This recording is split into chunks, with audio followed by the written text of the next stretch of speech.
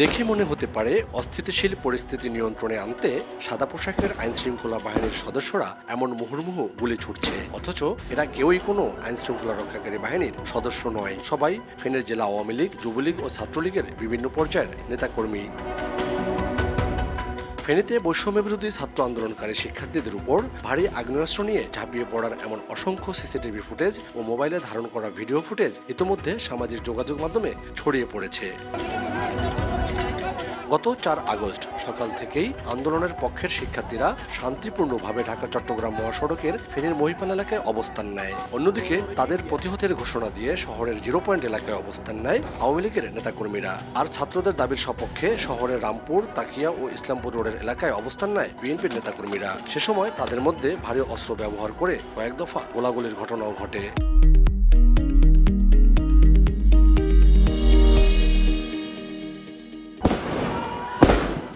সেদিন বেলা বাড়ার সাথে সাথেই বাড়তে থাকে উত্তেজনা। এক পর্যায়ে দুপুর 1টার দিকে আওয়ামী লীগ নেতাকর্মীরা একটি মিছিল নিয়ে মহিপালে অবস্থানরত শিক্ষার্থীদের দিকে যেতে থাকে। সেই মিছিল থেকেই আন্দোলনকারী নিরস্ত্র শিক্ষার্থীদের উপরে চালানো হয় গুলি। দুপক্ষের মধ্যে কয়েক দফায় ধাওয়া পাল্টা ধাওয়া ও ইটপাটকেল নিক্ষেপের ঘটনা ঘটে। এতে গুলিবিদ্ধ হয়ে এখন পর্যন্ত 12 জন মারা যায়। এ সময় গুলিবিদ্ধ হয়ে আহত হন অর্ধ শতাধিক। এমন ঘটনায় ক্ষোভে ফুঁসে ওঠে পুরো জনপদ। অভিযোগ উঠেছে আওয়ামী লীগের বিভিন্ন জনপ্রতিনিধিদের লাইসেন্সকৃত বৈধ অস্ত্র ব্যবহার করা হয়েছে অবৈধভাবে, অথচ ঘটনার এতদিনেও গ্রেপ্তার হয়নি অপরাধীরা, উদ্ধার হয়নি অবৈধ একটি অস্ত্র। এতে ক্ষোভের পাশাপাশি আতঙ্ক বাড়ছে বিভিন্ন মহলে। অন্যদিকে জেলা আইনশৃঙ্খলা কমিটির সভায় বিভিন্ন রাজনৈতিক দলের পক্ষ থেকে এমন ঘটনার উদ্বেগ প্রকাশ করে লাইসেন্সকৃত আগ্নেয়াস্ত্র জমা নেওয়ার দাবি জানিয়েছেন রাজনৈতিক দল ও বিভিন্ন শ্রেণী পেশার মানুষ।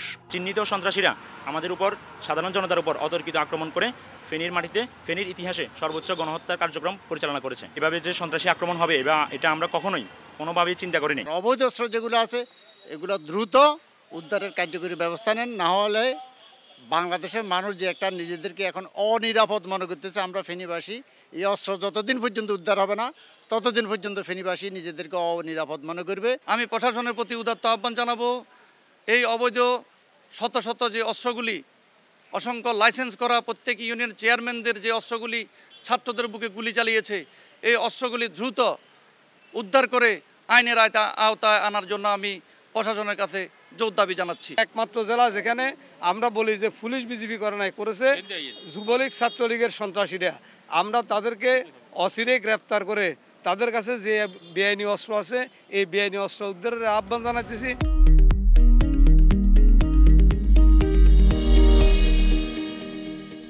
আর এসব বৈধ অবৈধ অস্ত্রের বিষয়টি সংশ্লিষ্ট মন্ত্রণালয়কে অবগত করা হয়েছে বলে জানিয়েছেন জেলা প্রশাসক। অবৈধ অস্ত্রর বিষয়ে যেটা বলা হয়েছে, সারা বছরই তো অবৈধ অস্ত্র উদ্ধার অভিযান চলে, এটা আইনশৃঙ্খলা বাহিনী করে।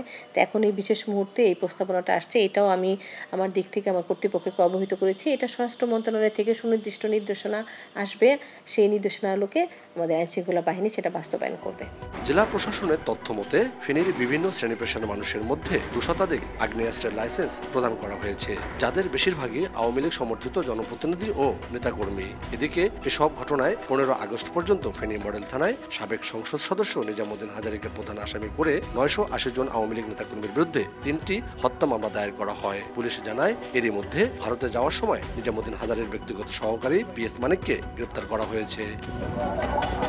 আতিয়া সজল, সময় সংবাদ, ফেনী।